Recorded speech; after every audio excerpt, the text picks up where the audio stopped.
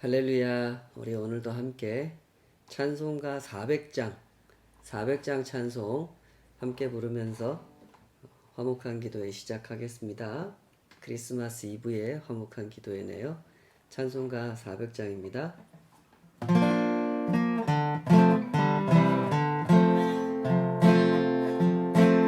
험한 시험 물속에서 나를 건져주시고 노한 풍파 지나도록 나를 숨겨주소서. 주여 나를 돌보시사 고이 품어주시고 험한 풍파 지나도록 나를 숨겨주소서. 권세 능력 무한하사 모든 시험 이기고 풍랑까지 다스리는 주님 앞에 비오니 주여 나를 돌보시사 고이 품어주시고 험한 풍파 지나도록 나를 숨겨주소서. 죄악길에 빠진 이 몸 캄캄한 데 헤매며 부르짖는 나의 애원 들으소서. 내 주여 주여 나를 돌보시사 고이 품어주시고 험한 풍파 지나도록 나를 숨겨주소서.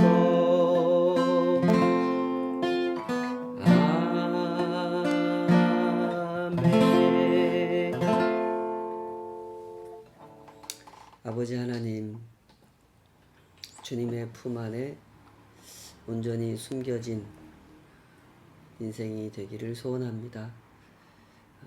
혹여 다른 피난처를 찾아가지 않도록 무슨 어려움을 만날 때든지 역경을 만날 때든지 내가 감당할 수 없는 많은 일들을 만나면서 살아갈 수밖에 없는 저희들의 인생이오나 결코 홀로 그 어려움을 헤쳐나가는 것이 아니라 주님 품 안에서 언제나 우리의 피난처 되시는 주님 안에서 이 모든 것을 마주하고 있음을 주여 저희들이 잊어버리지 않도록 붙잡아 주시옵소서.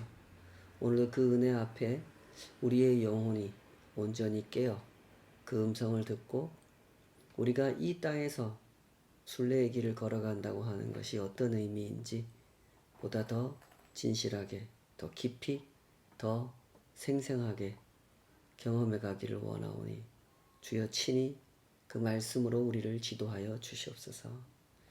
예수님의 이름으로 기도하옵나이다. 아멘. 자, 오늘 주신 말씀은 베드로후서 2장입니다. 베드로후서 2장. 베드로후서 2장 10절부터 22절까지가 오늘 본문인데 조금 이렇게 베드로후서 2장 전체를 좀 같이 한번 보겠습니다. 오늘 주신 말씀으로 그들이 바른 길을 떠나 이런 제목으로 말씀 증거하겠습니다.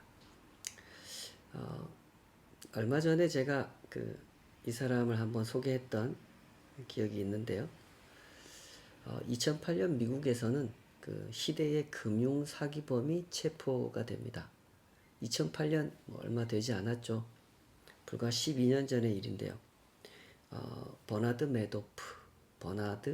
메이도프라고 하는 사람입니다.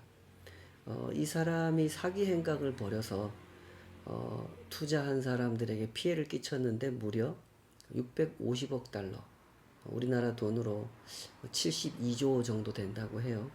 어마어마한 피해를 발생시킨 사기를 벌인 사람입니다. 이 사람이 그 나스닥 위원장을 역임한 사람이기 때문에 금융업계에서 굉장히 그 이름이 난 사람이었다고 하죠. 워낙 알려진 사람이고 신용이 높은 그런 사람이었기 때문에 사람들은 그를 믿었고 그에게 투자금을 모으게 되죠. 뭐 개인들도 많이 투자하고 유명한 금융회사, 유명한 사람들도 그렇게 유명한 단체에서도 그에게 투자를 합니다. 투자가 무려 1989년에 시작해가지고 2008년까지 거의 20년 세월 동안 이 사람의 사기 행각이 지속이 됐다 그래요. 그러다가 2008년에 미국에서 그 미국발 금융위기가 터지지 않습니까? 서브프라임 사태 이렇게 표현하기도 하는데 이런 상황이 되니까 그 당시 이제 투자했던 사람들이 다 투자금을 그 회수하기를 원했죠. 회수 신청을 이 회사에도 했는데 메도프가 이거를 내놓지 못했단 말이죠. 그러면서 그 사람의 사기 행각이 비로소 들통이 나게 되고 그는 체포돼서 150년형을 받고 감옥에 지금 수감되어 있는 상태죠. 그런데 이 사건을 조사하면서 하나하나 밝혀진 그 내용들 중에 보면은 굉장히 씁쓸한 진실이 있었습니다. 이미 이 버나드 메도프의 사기 행각을 눈치챈 사람이 있었던 거죠. 그 애널리스트 중에 해리 마코폴로스라고 하는 사람이 있었는데 이 사람이 아무리 봐도 이 버나드 메도프의 이 그 회사가 이상한 거예요. 그래서 제가 직접 계산을 해봤다 그럽니다. 아무리 계산을 해봐도 버나드가 주장하는 그런 이율, 그런 그 주장하는 그 뭐라 그럽니까? 투자 성공률, 이런 투자 배당금 이런 게 나오지 않는다라고 판단이 된 거예요. 그래서 자료를 쭉 정리해 가지고 이 사람이 1999년도부터 꽤 오래됐죠. 99년도부터 금융위원회에다가 미국의 증권거래소 그 관리위원회에다가 이 자료를 제출하면서 의혹을 제기합니다. 이 사람 조사해봐야 된다. 굉장히 의심스럽다. 그렇게 주장을 했는데 여기서 받아들여주지 않습니다. 근데 이 사람이 그래도 포기하지 않고 2005년도에도 또 보고서를 제출하고 2007년도에도 또 보고서를 제출하는데 역시 조사에 들어가지 않았어요. 그러다가 결국 2008년도 금융위기가 왔을 때 들통이 나게 돼버린 것이죠. 우리가 살면서 만나게 되는 이 큰 사건들 속에는 들여다보면 이런 일들이 참 많지 않습니까? 삼풍백화점이나 이런 대형 사건들 조사를 해보면 사고가 나기 전에 이미 그 사고가 날 거라고 경고하는 사람들이 있었습니다.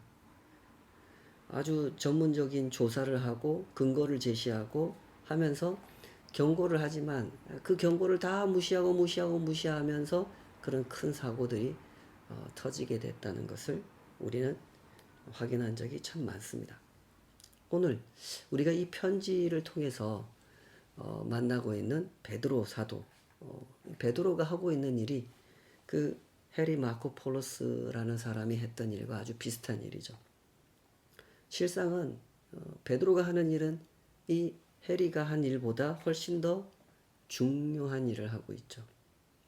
베드로 사도는 거짓 선지자들의 정체를 폭로하는 일을 하고 있습니다.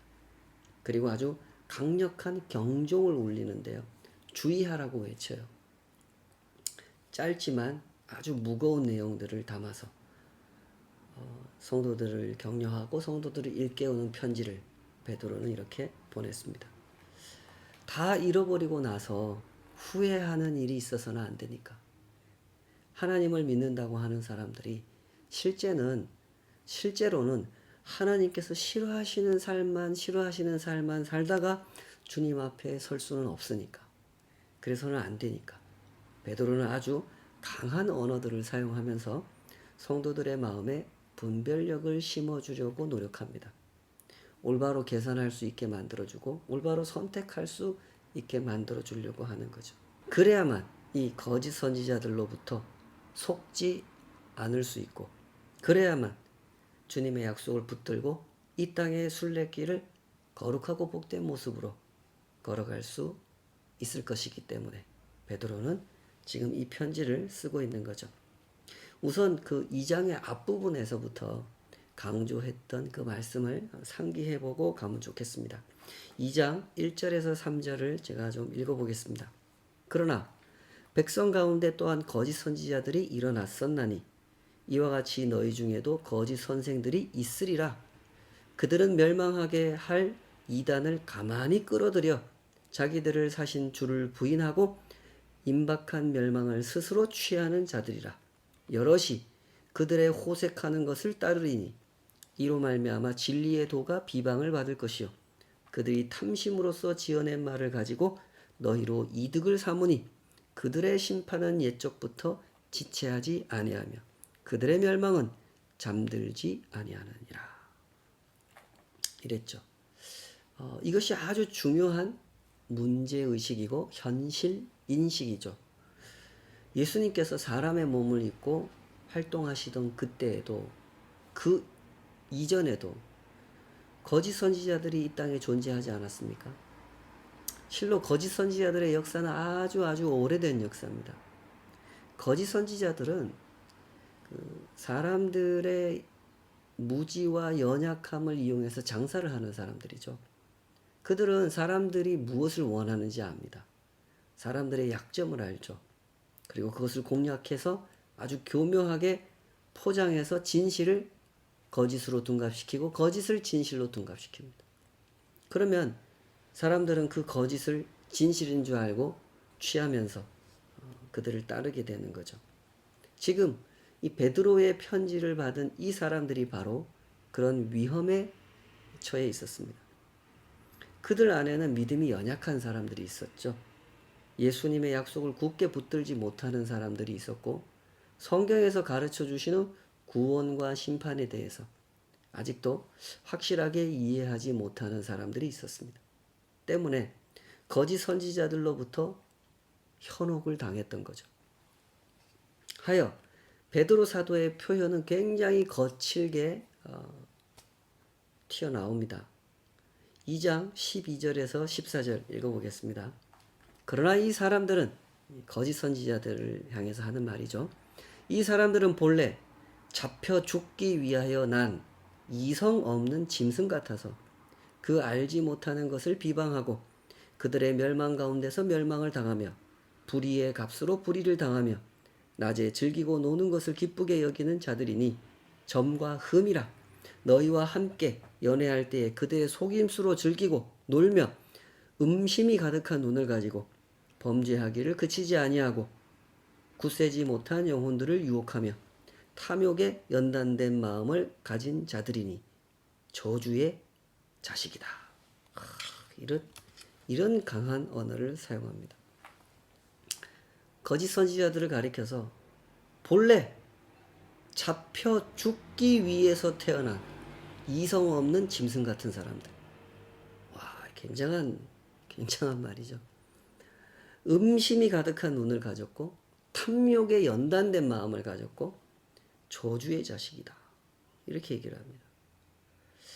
바로 앞에 그 10절에서는 이 사람들을 가리켜서 당돌하고 자긍하며 떨지 않는 자들이다.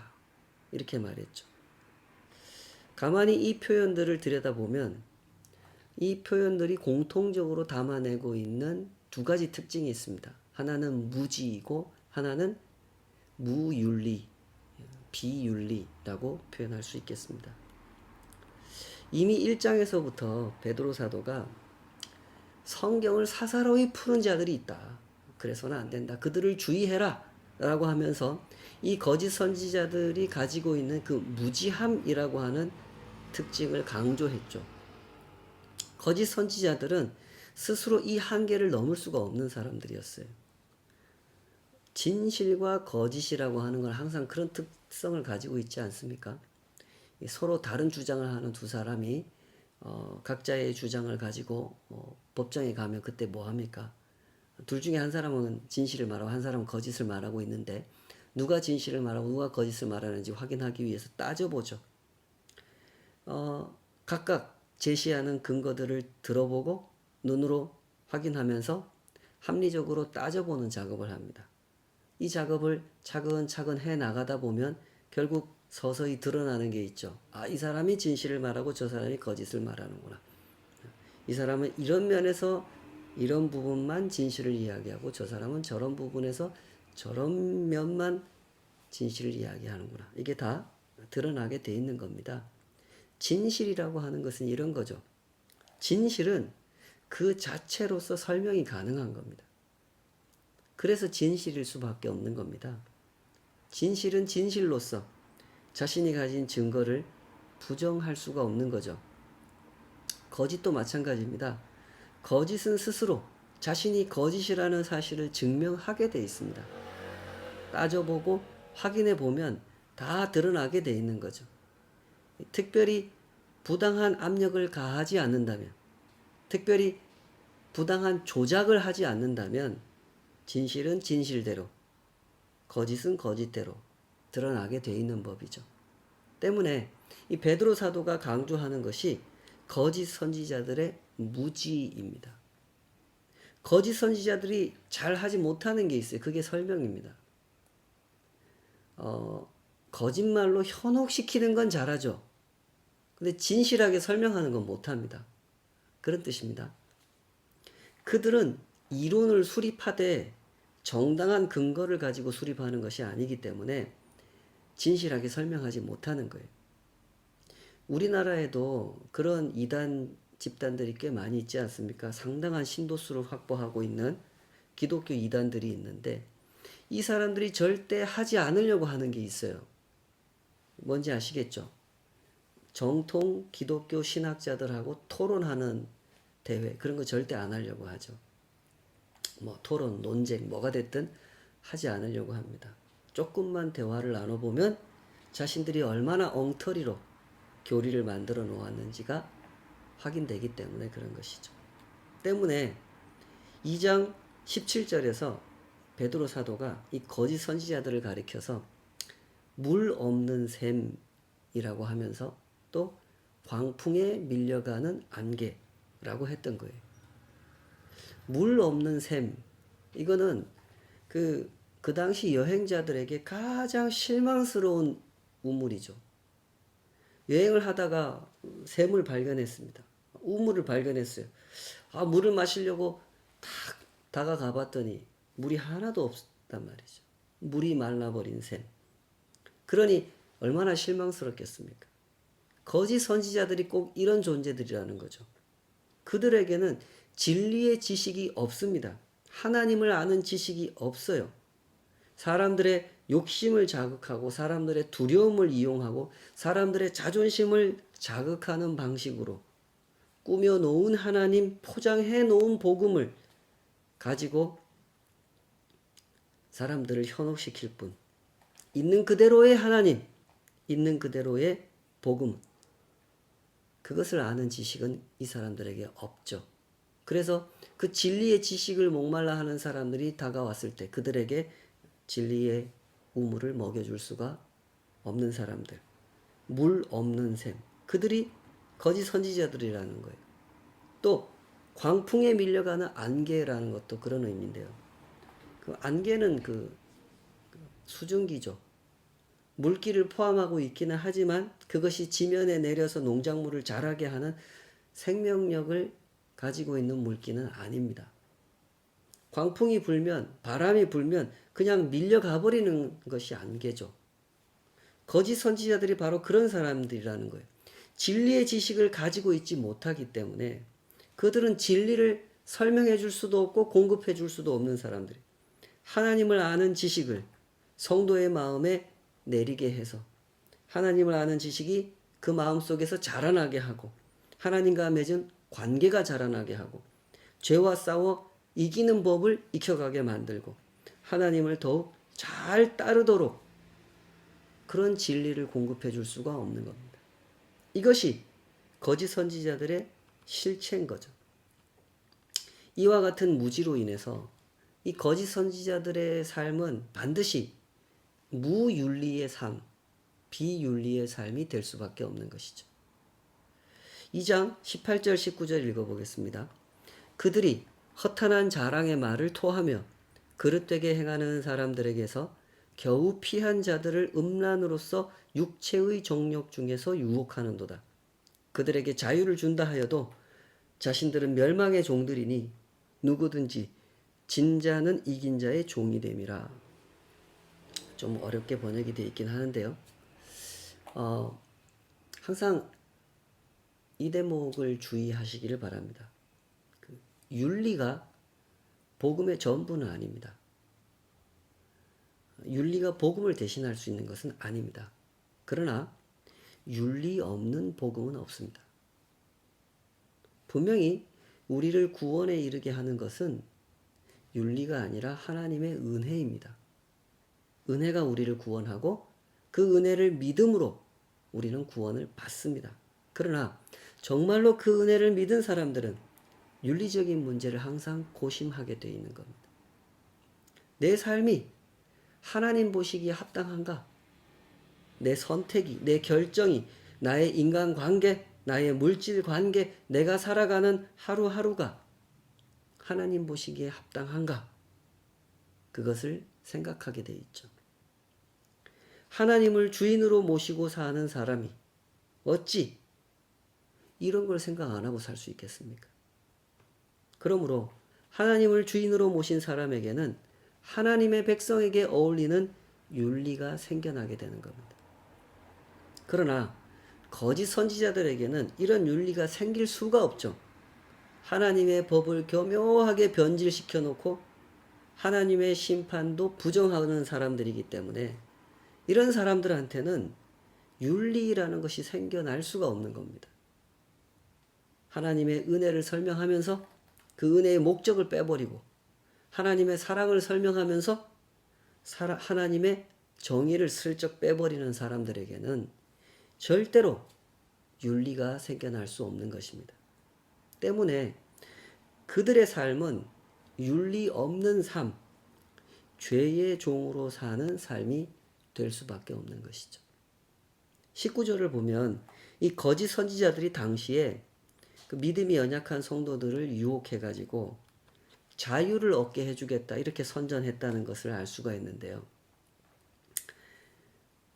내가 가르치는 복음을 믿으면 참된 자유를 얻게 된다 이렇게 선전을 했단 말이에요. 네, 이 부분을 베드로 사도가 공격을 합니다. 그들이 선전한 주장은 아주 허황된 말이 될 수밖에 없다 하면서 공격을 하죠. 거기서 이렇게 얘기합니다. 진 자는 이긴 자의 종이 되는 법이 아니냐. 그 당시에 통용되던 그 속담을 하나 인용을 하죠. 진 사람은 이긴 자의 종이 될 수밖에 없지 않느냐. 당연하지 않느냐. 너희 스스로 죄의 종이 되어 살아가는 사람들이라면 너희 같은 사람들이 누구를 자유롭게 할 수 있겠냐 하고 막 호통을 친 겁니다. 그러면서 22절에서 더 강력한 말로 정리를 해요. 22절 참된 속담에 이르기를 개가 그 토하였던 것에 돌아가고 돼지가 씻었다가 더러운 구덩이에 도로 누웠다 하는 말이 그들에게 응하였도다. 야, 속담 들어봤지? 개가 그 토한 것에 돌아가고 돼지가 씻었다가 더러운 구덩이에 도로 누웠다. 이 말은 딱 너희들 그 거짓 선지자들에게 어울리는 말이다. 라고 정리를 해버린 거죠. 자유를 얻게 해주는 일은 누구만 할 수 있습니까? 죄를 이긴 사람, 죄로부터 자유로워진 사람만 다른 사람에게 이렇게 하면 자유를 얻을 수 있습니다를 할 수 있는 거죠. 그런데 이 거짓 선지자들은 자기들이 죄의 종으로 살면서 윤리 없는 삶을 살아가면서 누구를 자유롭게 할 수 있단 말입니까? 그런 얘기를 하는 겁니다. 성도 여러분, 부디 바른 신앙의 길, 견고하고 거룩한 순례의 길을 걸어가시기를 바랍니다. 그 길을 잘 걸어가기 위해서 우리가 항상 주의해야 할 것이 있다는 것, 이걸 좀 명심하셔야 됩니다. 누가 무엇을 주장하든지 그 사람 안에 거룩한 지성이 있고 진실한 윤리가 있는지 그걸 확인해 보셔야 합니다. 이런 것을 확인하는 일이 물론 간단한 일은 아닙니다. 상당히 배워야 되고 상당히 부딪혀 봐야 하는 일이죠. 그러나 이 일은 충분히 그럴 만한 가치가 있는 일입니다. 아무 것이나 믿고 아무 말이나 믿을 수는 없지 않습니까? 우리의 믿음은 진정 믿을 만한 가치가 있는 것을 향해야 되는 것이고 함께 할 만한 가치가 있는 것과 동행해야 되는 것이죠. 그러기 위해서는 반드시 배워야 할 것은 배워야 되고 익혀야 할 것은 익혀가야 하는 것입니다. 본문의 14절에 보면 거짓 선지자들을 가리켜서 탐욕에 연단된 마음을 가진 자들이다. 이렇게 표현을 하죠. 사람의 마음이라고 하는 것이 이런 세계입니다. 사람의 마음은 연단되는 세계예요. 사람의 마음은 콘크리트로 만들어 놓은 구조물이 아닙니다. 사람의 마음은 살아있는 생물이죠. 무엇을 보느냐, 무엇을 듣느냐, 누구와 사귀고 무엇을 하면서 지내느냐에 따라서 그 마음의 질이 달라지고 마음의 결이 달라지는 것입니다. 성도들이 성도의 순례길을 걸어가면서 이 세상에 속한 탐욕을 경계해야 되는 이유가 바로 여기에 있는 것이죠. 탐욕은 사람의 마음을 욕망의 세계로 이끌어갑니다.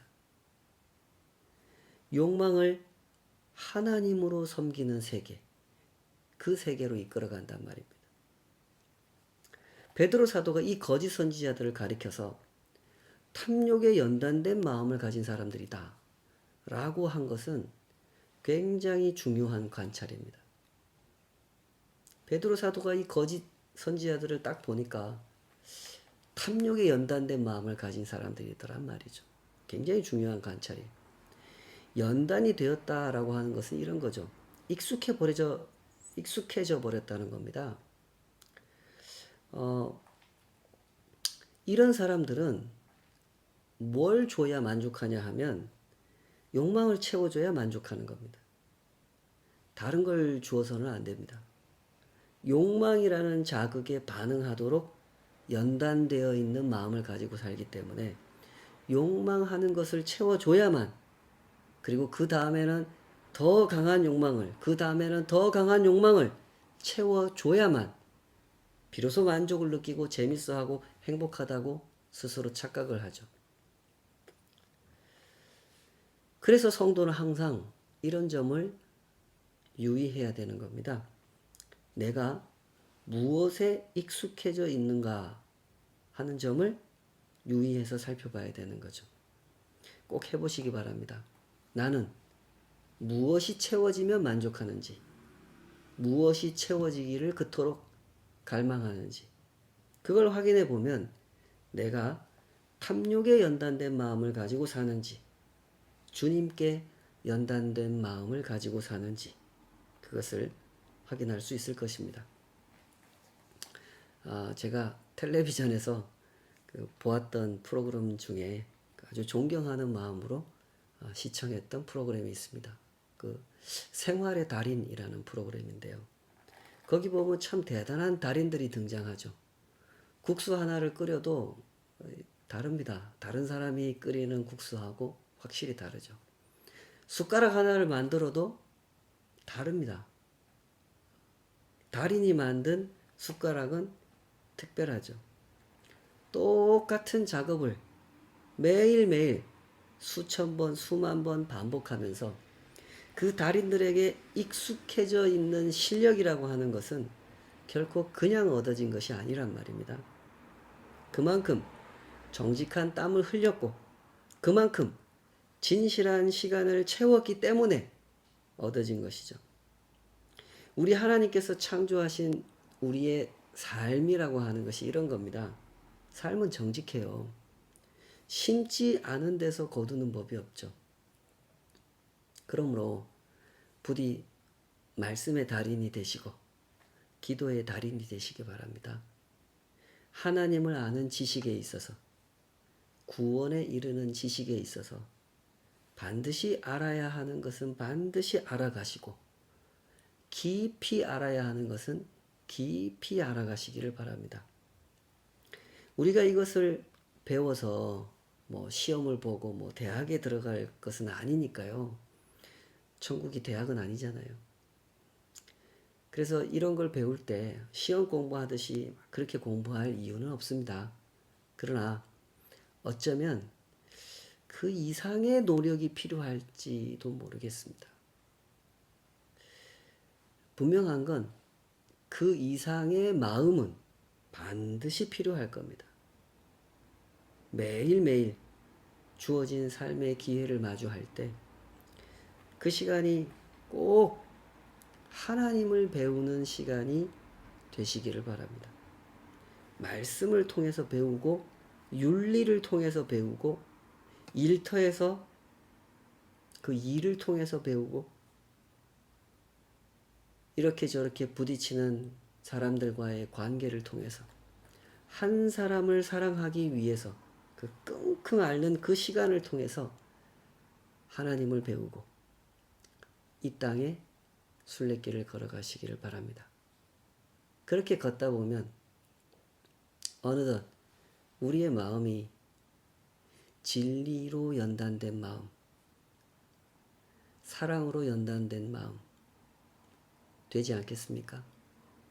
그리하여 이 거짓 선지자들처럼 하나님의 은혜를 입었다가 스스로 다시 죄악의 세계로 들어가 버리는 그런 길을 가지 않고 바른 길을 주님을 따라 걷는 주님과 동행하는 그 바른 길을 걸어갔으면 좋겠습니다. 기도하십시다. 아버지 하나님, 바른 길 걷기를 원합니다. 바른 길이 어떤 길인지 어렴풋이 알고 있는 것도 있고 모르는 것도 많은 것 같습니다.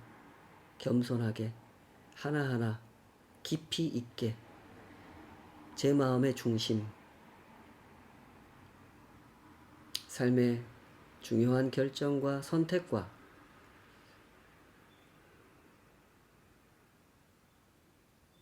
삶의 의미와 가치를 확인하는 바로 그 자리에서 내가 바른 길을 걷고 있음을 확인하는 한 사람의 순례자로 살기를 원합니다. 주님께서 우리에게 가르쳐 주신 그 진리를 겸손하게 온전히 깊이 알아가기 위하여 우리는 어떠한 마음가짐을 가지고 있는지 주님 우리를 돌아볼 수 있게 하여 주시옵소서. 이 진리를 가슴에 품기 위하여 주님 앞에 더욱 진실하게 나아가도록 신실하게 나아가도록 주님 우리를 붙잡아 주시옵소서. 예수님의 존귀하신 이름으로 기도하옵나이다. 아멘.